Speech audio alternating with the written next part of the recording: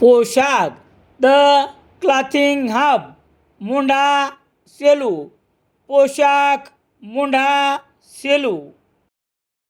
गुणवत्तेला प्रथम प्राधान्य देणारे प्रशिक्षण केंद्र. भाऊराव घांडगे यांचे अक्षय कॉम्प्युटर्स, शास्त्रीनगर, HDFC बँकेच्या मागे, सेलू.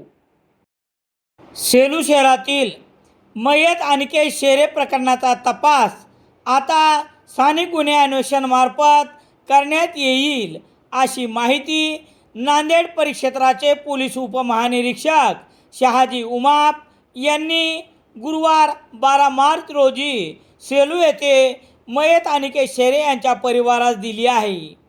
यावेळी उपविभागीय पोलीस अधिकारी दीपक कुमार वाघमारे उपस्थित होते. याबाबतची माहिती याप्रमाणे.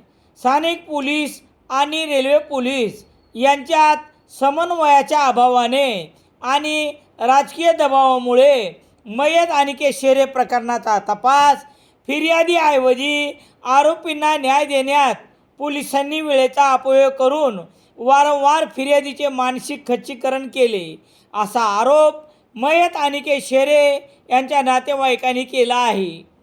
23 फेब्रुवारी रोजी नांदेड येथे व 12 मार्च रोजी सेलू येथे DIG शहाजी उमाप यांची एका शिष्टमंडळाने भेट घेऊन घडलेली माहिती दिल्यानंतर या प्रकरणी पुढील तपास स्थानिक गुन्हे शाखेमार्फत करण्यात येईल, असे DIG शहाजी उमाप यांनी म्हटले आहे.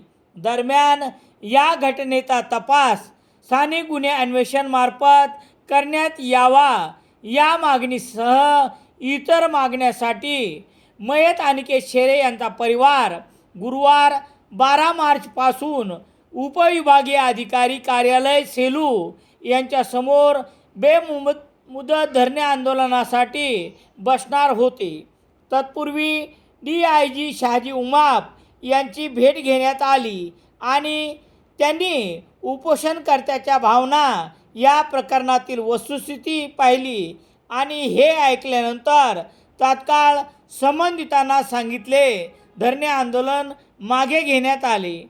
यावेळी DIG शहाजी उमाप यांना भेटलेल्या शिष्टमंडळात बळवंत शेरे, कॉम्रेड रामकृष्ण शेरे, देवीदास शेरे, अंजना शेरे, निकिता शेरे मिंड, सुभाष पंडित, पत्रकार राम सोनवणे ही आदी जण उपस्थित होते. या घटनेची थोडक्यात पार्श्वभूमी याप्रमाणे.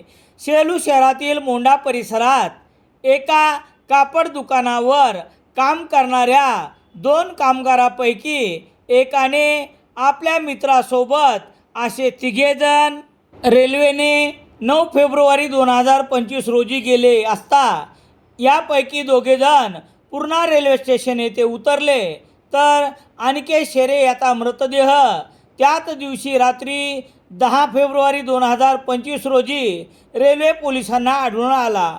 हे प्रकरण सेलू पोलीस ठाण्यात 15 फेब्रुवारी 2025 रोजी मिसिंग दाखल करण्यात आले होते.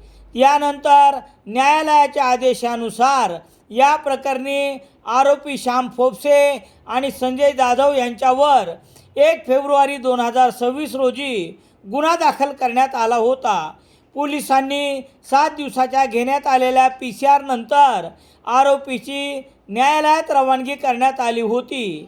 न्यायालयात रवानगी करण्यात आल्यानंतर 2 दिवसांनी या आरोपीची जामीन मंजूर करण्यात आला. या सर्व प्रकरणात आरोपी, पोलीस आणि फिर्यादी यांच्यातील संवाद, संभाषण आणि लेखी तक्रारी यांच्यात मोठी विसंगती आहे. म्हणूनच शेरे कुटुंबियांनी या प्रकरणाची मागणी गुन्हे अन्वेषणाकडे देण्यात यावी अशी केली होती. या प्रकरणाचा तपास यापुढे गुन्हे अन्वेषणाकडून करण्यात येईल, असे प्रत्यक्ष भेट घेतलेल्या शेरे कुटुंबियाच्या परिवारास DIG शहाजी उमाप यांनी भेटीनंतर दिली आहे. उपविभागीय अधिकारी कार्यालयासमोर करण्यात येणारे धरणे आंदोलन मागे घेण्यात आले. यानंतर प्रतिक्रिया व्यक्त करताना निकिता शेरे मिंड.